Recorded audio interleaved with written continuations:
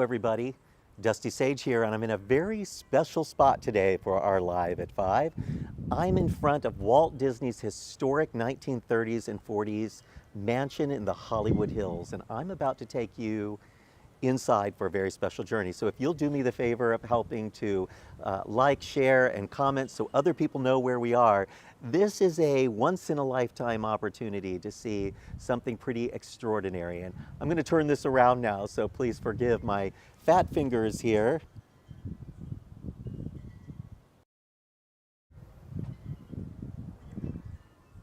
Now I'm here today because I'm usually the one that gives tours here at Woking Way for the current owner of the house. And we're doing some history tours by day and some haunted tours by evening of Walt Disney's mansion here at the top of the Hollywood Hills. Now, Walt Disney built this house in 1932 to raise a family, and he'd been living just down the road a bit on Lyric Avenue in a little tiny house with his wife, and that's where Mickey Mouse was born. And with the money from those Mickey Mouse shorts, he was able to purchase the land and build this house in 1932 for $50,000. Wow.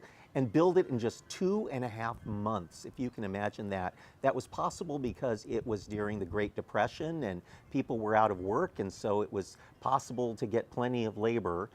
It looked just like this when Walt lived here. There were roses on either side of the front step. And let's go inside Walt Disney's Storybook Mansion.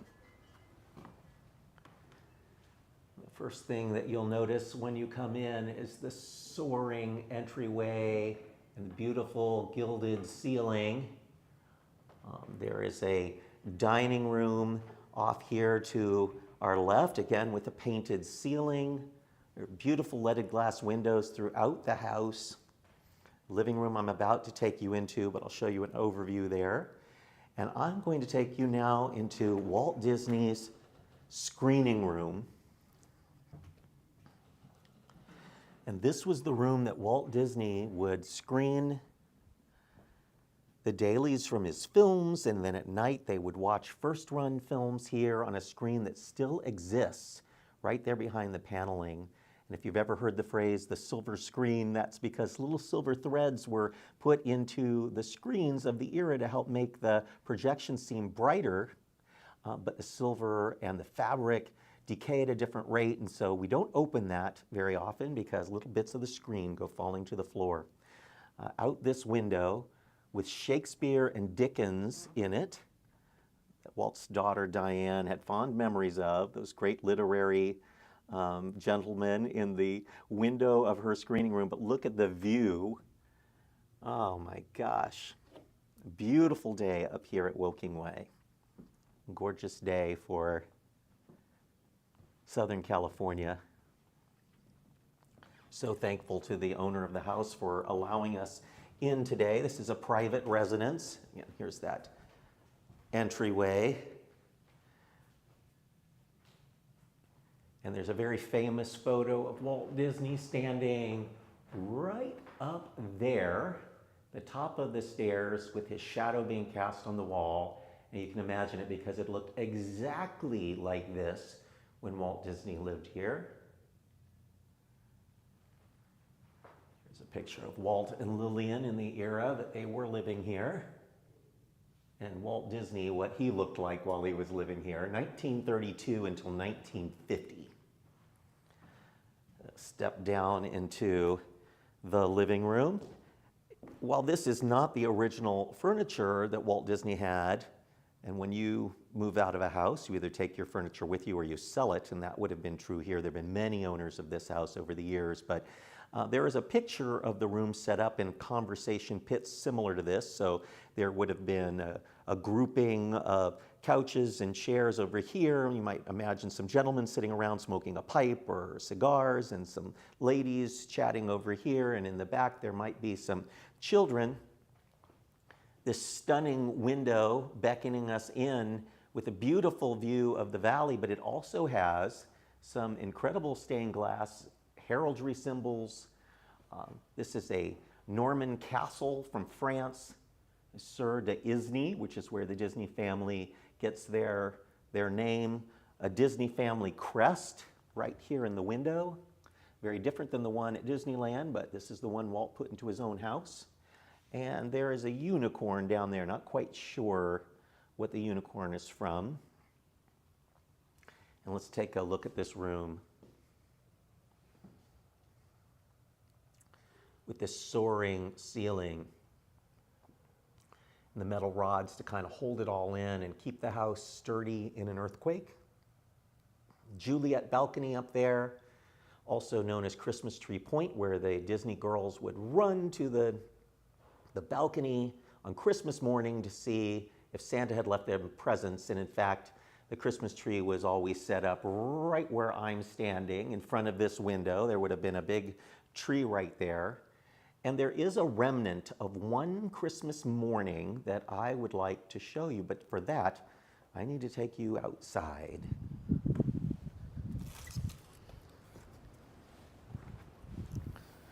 This beautiful view. On a clear day, you can see all the way out to the Channel Islands from up here. It's a little too foggy or smoggy for that today, but you can clearly see downtown. Walt Disney would not have seen exactly this view because there was no downtown like that when Walt Disney was here. Tallest building in the city when the Disneys built this house would have been City Hall. There's a little tiny white building on the horizon there, and that was the tallest building in town by law. They obviously changed that law because there are so many taller buildings now. And the Disneys had lots of parties and pool parties, but not in this pool. This pool was built after the Disneys left the house, but Disney's original pool is still here. It's just on the other side of that hedge, a little lower down the hill, in what is now the neighbor's backyard, because somebody sold off a piece of this property over the years, but they left Walt Disney's pool. They just built a new house next to Walt's old pool. So if you look at Google Earth, you can see Walt's original pool and pool house still exist. This pool came later. But what I wanted to tell you about is that little house, because one Christmas morning in 1937, 5 years after the Disneys moved into this house, the studio staff built that little Seven Dwarfs cottage on Christmas Eve, complete with a concrete slab, electricity, running water, and a working telephone that connected through to the house so Lillian could call out to the girls and tell them it was time to come in. But one Christmas morning, the girls had finished opening their presents, and Walt said, "I think there's a noise out in the backyard," and they came running out. They ran to this new little playhouse, and they opened the door, and they answered the phone, and it was Santa Claus on the line, who wanted to know if they enjoyed their new little Seven Dwarfs playhouse. Of course they did. There's Shakespeare and Dickens backside of that screening room we were just in, and just imagine the Disney sitting out here and having a dinner on a cool summer evening, or reading the paper on a warm summer morning. This is historic, folks. So many home movies of the Disneys rolling around on this lawn and playing and having the animators up here. And when we step back, but it is one that reminds us of Walt, because this piano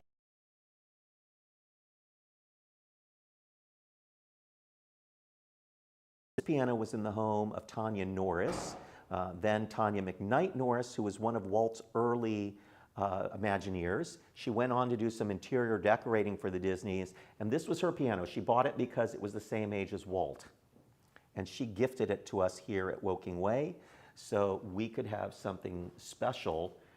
And Walt Disney had a piano, and there should be one here too. Isn't that amazing? Now, I do want to take you into the gardens. I can't take you upstairs today. We're doing tours tonight, and they get to see the upstairs, but I wanted to do something special for you all. I'm going to take you into the dining room here. Again, not Walt Disney's table, but there is a picture of Walt's dining room, and he had chairs that were similar to this, that looked like king and queen chairs, and I don't know who found these for Woking Way, but They're just about exactly what Walt Disney had. More beautiful stained glass windows here in the house, throughout the house.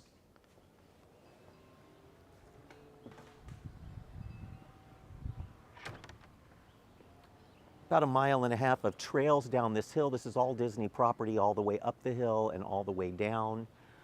There are lots of little side patios and things here. Some orchids in bloom over here. Lovely, lovely orchids.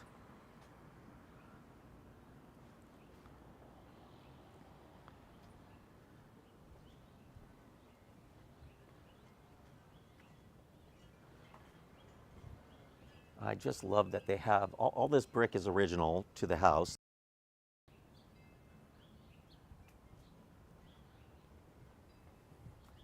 Over the years, all of the plants have had to be replaced and so forth, but the layout and the brick and everything is exactly the same as it was.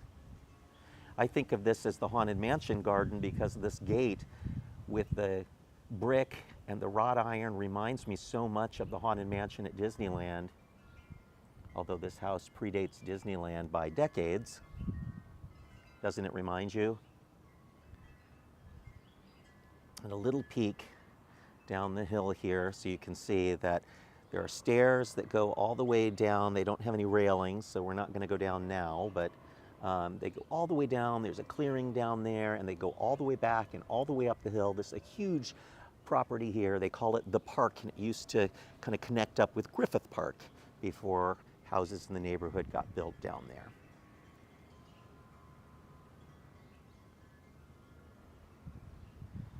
And that's about all I'm allowed to show you today, folks.